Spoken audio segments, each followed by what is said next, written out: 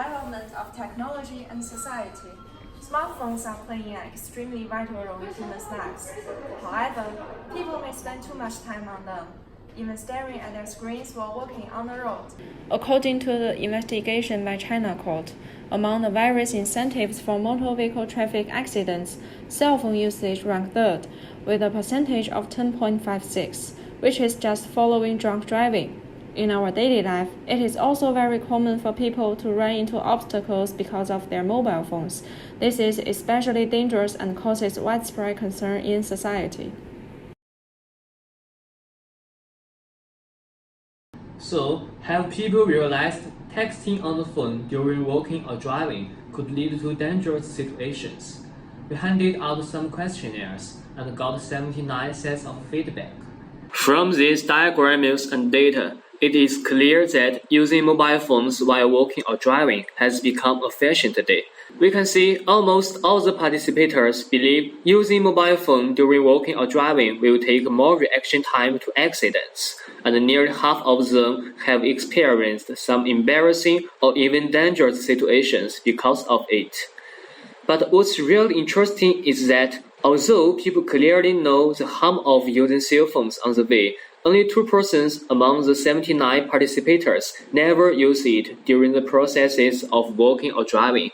In other words, most people are aware of the risk of using mobile phones on the road, but they just can't wait. We have also investigated people's most common used applications. From the feedback, we can see that apart from the necessary applications such as Google Map, some people also tend to text messages and listen to music. Then, in the following question, we asked participators whether texting is more dangerous compared with other applications, and most of the answers are yes. In other words, most people are aware of the risk of texting on the road, but they still cannot wait until they reach somewhere safer. This interesting phenomenon caught our attention, and we decided to study it in more depth.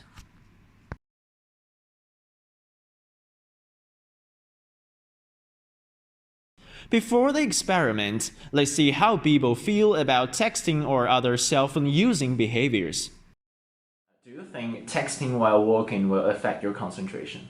I think it will definitely affect my concentration because when I'm focusing on the screen, I can't look around. Yeah, texting is affecting my concentration. Yes, of course. Yes, definitely, because you have to divide your attention to two things at the same time. We also invite the school staffs from GEO to join our interview. What do you think? Do you think text while walking will affect your concentration?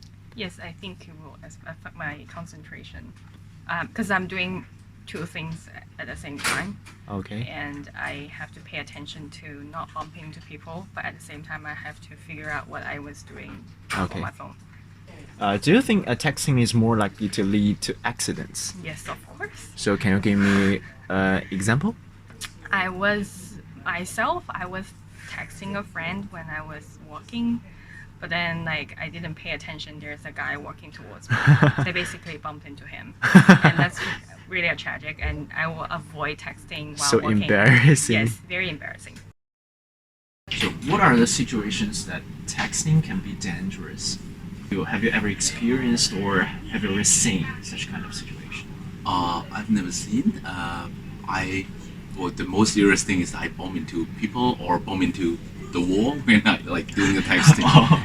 In order to find out the impact of the cell phones to people's reaction time, we will conduct an experiment to show how different activities can influence our reactions and reaction times.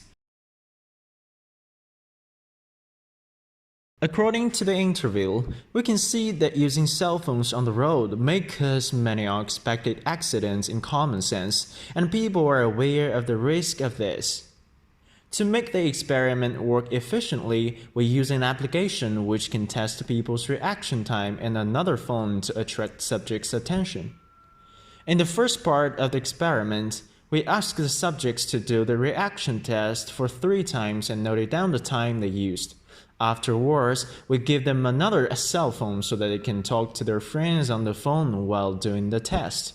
Finally, The test subjects were asked to test a message by one hand and do the reaction test with another hand simultaneously.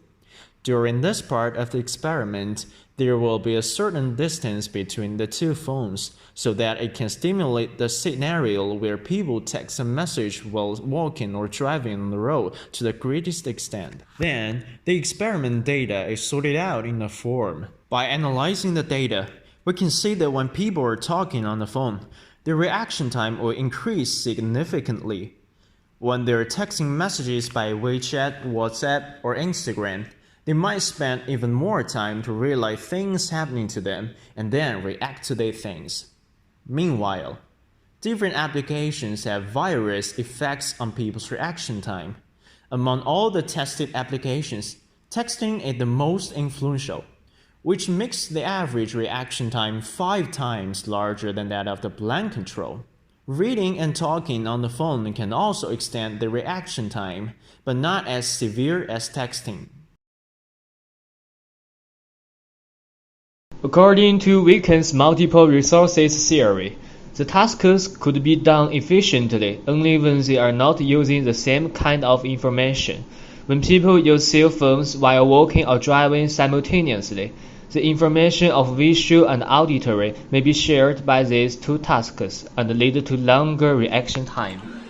Moreover, according to Anton Kevkin's research, locomotion is a complex motor skill that has to deal with dynamic changes in the environment by integrating sensory motor information. The head needs to process the visual and auditory information to maintain the stability in space. If head movements were disturbed during a locomotor task, the sensory information may be difficult to interpret, and the information issued from the locomotor movement itself would be difficult to disentangle from noise information. Head movement control with divided attention therefore would negatively impact not only the situational awareness, but also the dynamic stability of walking.